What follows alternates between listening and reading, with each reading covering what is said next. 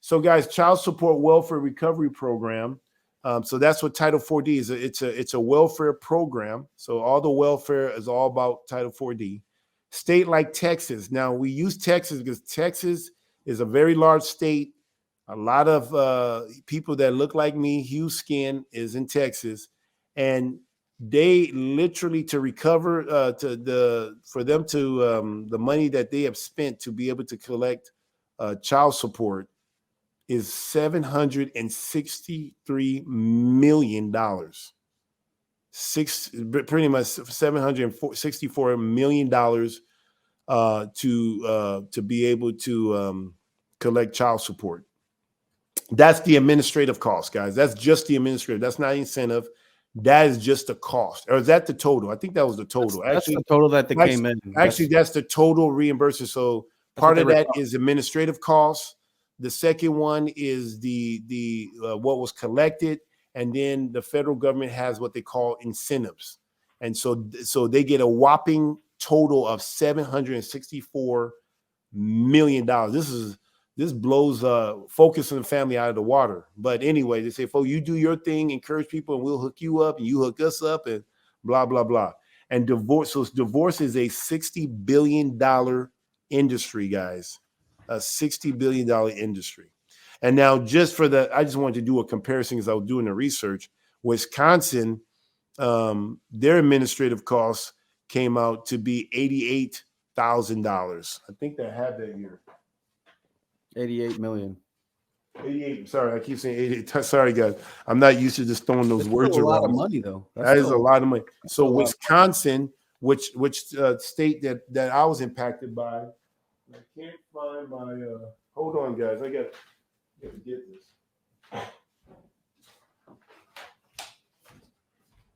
So Wisconsin came out to be 88. Yeah, 80. I just want to make sure that their administrative cost to collect child support came out to be 88 million. So they're not. They're kind of struggling right there behind Focus on the Family. And that was just 2022. I know that, and this is every year, guys. So that's just for the administrative costs. We're not including the actual collection. That's a lot of money right there. And then there's federal incentives that they have in there, and so it's a lot. It's a multi-billion-dollar business. I think it came out to be $60 billion, guys. 60, not 60 million.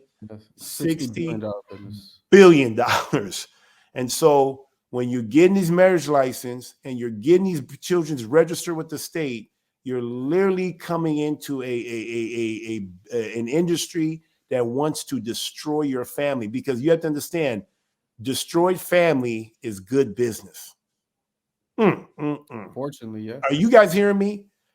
A broken home is good business.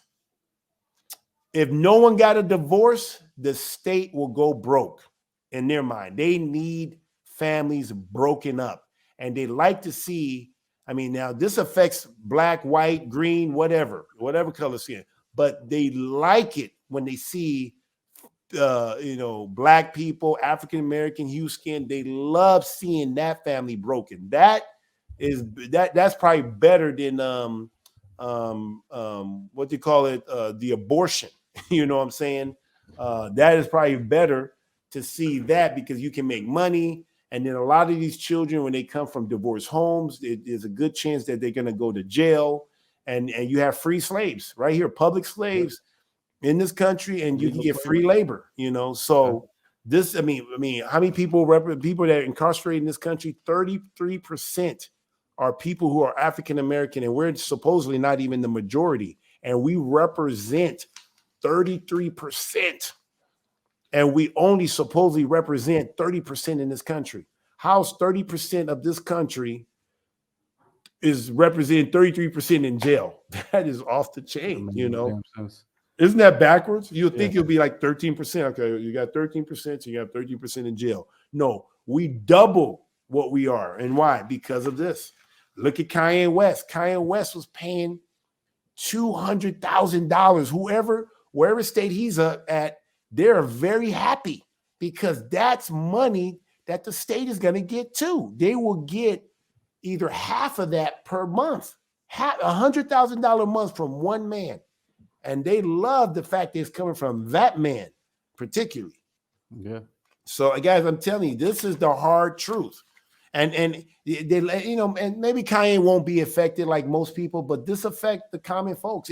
Even somebody like me that made the millions I made, it had an impact. Now, it could have had a worse impact if I was bad with my money. If I was a big spender, ooh-wee, I'm telling you, it would have wiped me out. If my wife was keeping the book, so many of you men, you have your wives keeping the book. And maybe that's the best thing you can do because you're just not proficient in that area.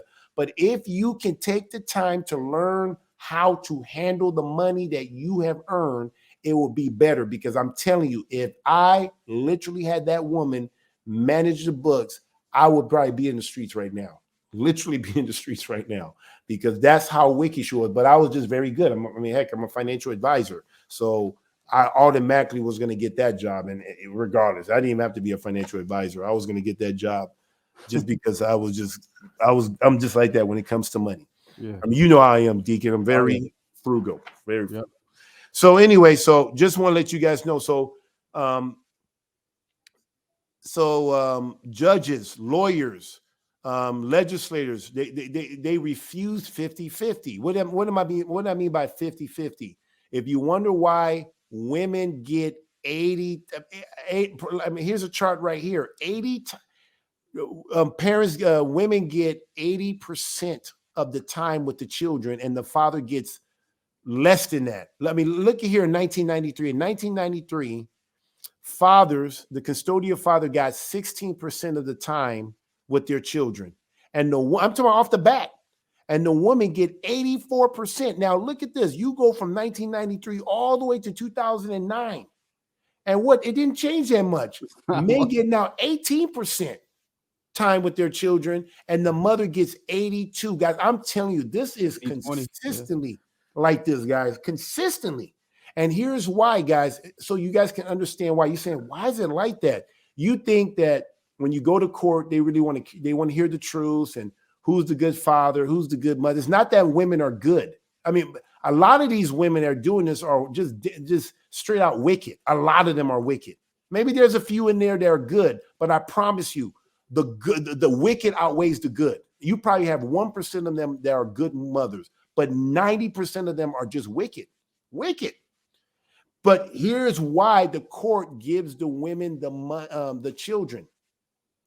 If you want to maximize the kind of money that the state can get, it's very important for the state to make sure they give the children to the custodial parent and not to the non-custodian person. What do I mean? So usually mothers are not the breadwinners, so they give them all to the mother, give her most of the time, and give the father a little time. Because if it was 50-50, listen to this, guys, if it was 50-50, that means the state can't make as much money with that, because you'll probably have little in child support if they share custody 50-50. That's why your legislators will not support 50-50, because it does not benefit the interests of the state. They don't care about the children. What's in the best?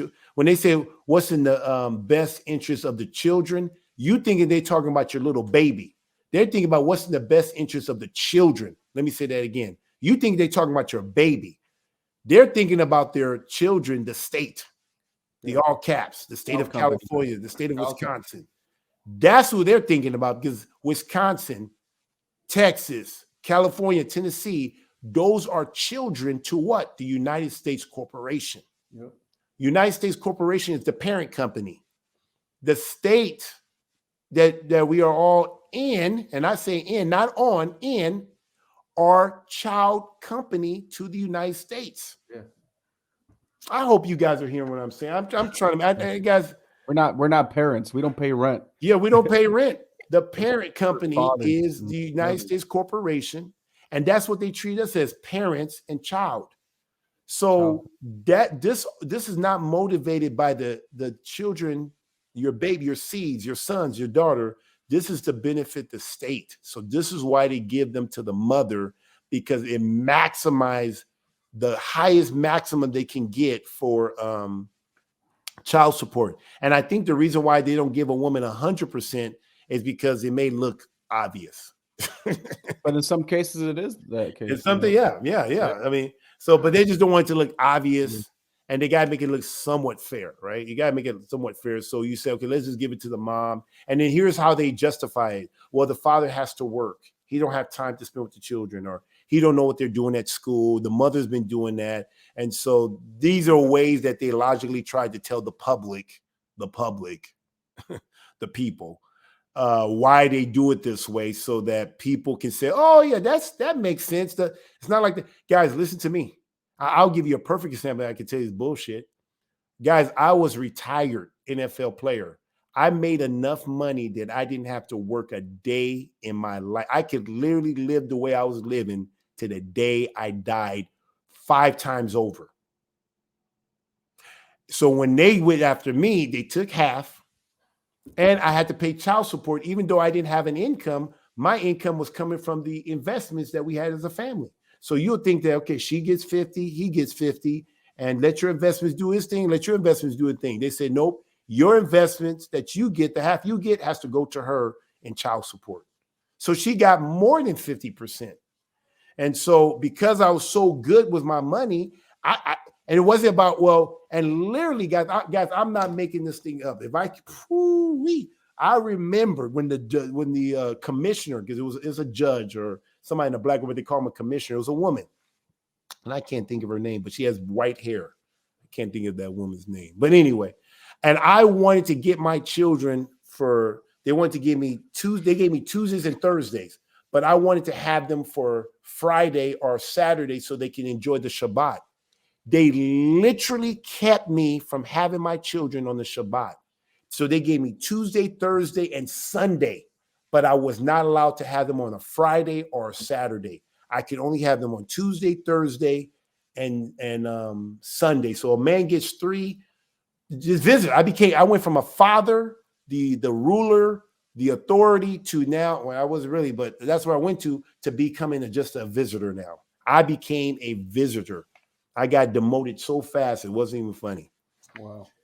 And so they wouldn't even allow me to allow my children to experience the Sabbath because the judge says no. And they can say that because we had a marriage license and a birth certificate. So they can say that. Now, I have sons now. I have 2 sons now with my new woman. And guess what? They get to keep the Shabbat. They get to live with me all the time. Matter of fact, me and my woman, we do have a covenant, or what you would call a contract. And it's a private contract, meaning that there's no public involvement. Matter of fact, the contract stipulates that no third party is part of this contract. There is no third party interlopers or somebody can come in. So, and it will stand in court. And in that contract, men, listen to this. In that contract, if my woman decides to leave, or if I decide to give her a bill of divorce, the C's, my sons, stays with me. She leaves without money. She leaves. She don't get any money. And you know what I tailored my covenant to? The Holy Bible, according to the word. That's what we base the covenant off of the word. See, when I try to go to the court and tell them about the Bible, they looked at me like I was like crazy. Like, what are you talking about, bro? we don't recognize your Bible. We don't recognize the Quran. We recognize statutes and codes. That's what we recognize from Wisconsin. I said, but no, we got married at church. The pastor is the Bible. And they just look at me. It's like, bro, I get it. I mean, you can keep saying Bible. You can say constitutional rights. But bro, you gave that up. When did you get married? October 12th, 2001. Okay.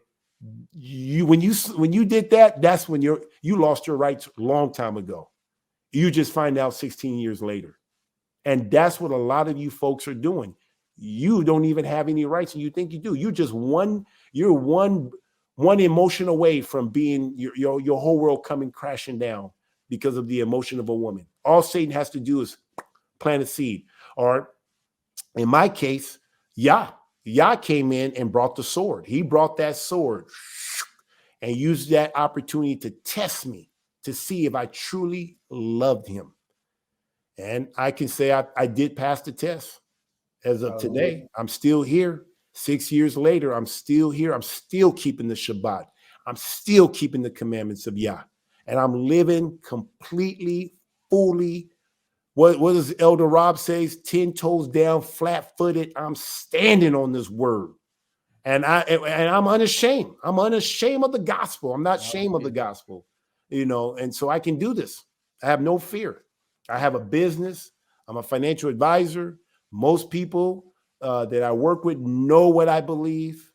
They don't necessarily agree with it, but they all respect it. And I try to be upfront. I'm not gonna live and be ashamed of what I believe. I believe just if you can respect gay people, if you can respect transgender, you can respect these, all these other stuff. How much more me? I mean, I know I'm an Israelite, so we may be a little bit different, but so I'm living free, guys. I am more free now. Now but the world say I'm not as free, but I feel free because I have Yeshua HaMashiach, Jesus the Christ, my master, my savior.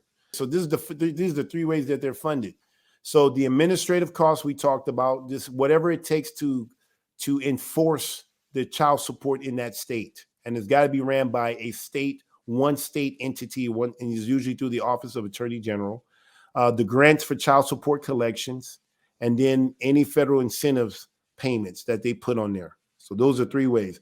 This is a good example. Texas administrative costs was $367 million and some change. That's a lot of change. 220,000 change. And then you have the grants that they collected. This is how much they collected in what you call it, in child support. $324 million. Dang.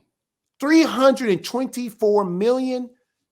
324,618,384 was collected. So, guys, what does that mean? That means they were able to find men, maybe some women in there, but mostly men, was able to fork out $324 million. And guess what? The federal government matched it or gave half of it. And then they get another incentive because of how well they did it. They got $72 million on top of that. So you get the combine of 700 or some change. I don't know how much it came out to be. I think it came out to be over $700 million.